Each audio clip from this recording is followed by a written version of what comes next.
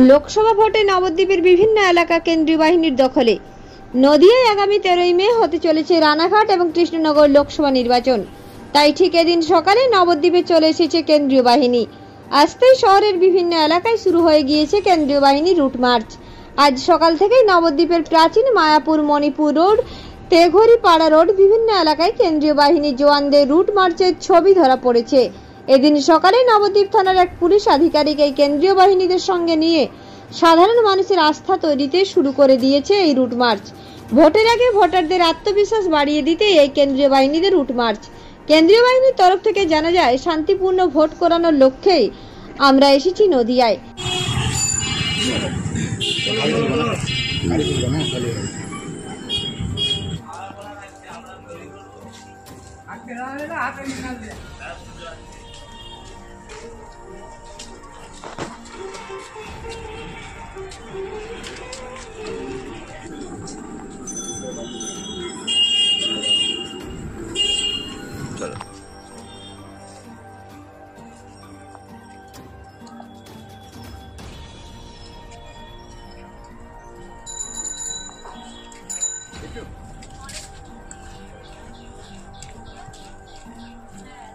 নবদ্বীপ থেকে সমীর দের রিপোর্ট, রূপসী বাংলা মিডিয়া।